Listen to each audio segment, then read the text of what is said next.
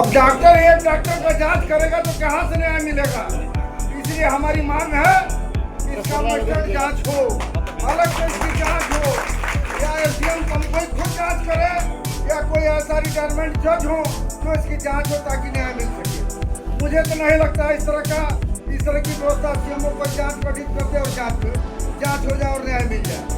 जब उस लड़की को अगर ब्लड नहीं था, जैसा उन लोगों का कहना है कि कमजोर थी, तो फिर आपने डिलीवरी कराया क्यों? सवाल ये उठता है, आपने डिलीवरी कराया क्यों? आप जो डॉक्टर है कमजोर की रहने वाली है, मैं बहुत अच्छी तरह जानता हूँ। आपका बिहेव भी खराब है, मरीजों के साथ आपका संबंध भी खराब रहता है, और ऐसा नहीं है किसी के साथ अच्छा आपका व्यवहार रहता है। और ये आप सोच रहे हैं तंत्र कंप्यूटर में चल रहा है, एक वर्ग विशेष का तंत्र चल रहा है कि जो लोग बहुत ज्यादा तेजी से विकसित हो रहे हैं, वो लोग इस भ्रम में न रहे, क्योंकि हमारे साथ हर समाज और वर्ग के लोग हैं, हर जाति धर्म के लोग हैं। तो आपका तंत्र फेल हो जाएगा, क्योंकि हम लोग 25 साल से कंप्यूटर में है, और आपके तंत्र को हम लोगों ने दौड़ा कर मारने का विचार किया है।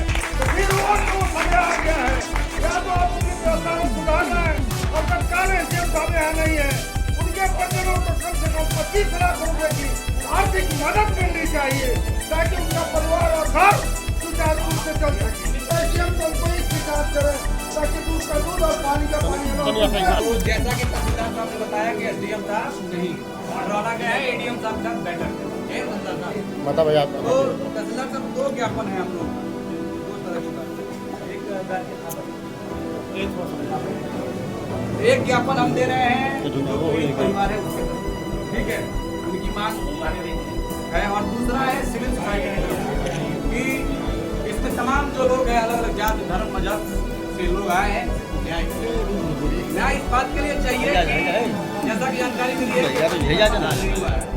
कि प्रशासन ये कह रहा है कि जब तक सीएमओ की रिपोर्ट नहीं आएगी तब तक एफआईआर लॉन्च नहीं। ये तो मैं कानून में कभी पढ़ा नहीं, ये एफआईआर नहीं है, उसका नाम ही है एफआईआर, फर्स्ट इन्फॉर्मेशन रिपोर्ट।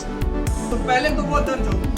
दूसरा हमारी मांग है कि पीड़ित परिवार को अविलंब 25 लाख की आर्थिक मुआवजा सरकार दे, 25 लाख की आर्थिक सहायता सरकार दे। दूसरा आरोपी सीएचसी अधीक्षक अमित राय और तमाम जो डॉक्टर हैं उनको बर्खास्त किया जाए, सस्पेंड किया जाए सरकार, क्योंकि उनके पद पे बने रहने से जांच प्रभावित होगा, ये सब लोग जानते हैं। दूसरी बात कि जो सारा जांच है या तो जिला जज, सीजीएम या मजिस्ट्रेट की देख उसके पहले किसी भी जांच को हम मानेंगे नहीं। और न्याय की ये लड़ाई है, मैं समझता हूँ डॉक्टर साहब की आप भी, तहसीलदार साहब की आप भी जिस तरह से संघर्ष करके आए हैं, आप भी गरीब मजदूर परिवार से होंगे, आपके तमाम चीजें देखते हैं।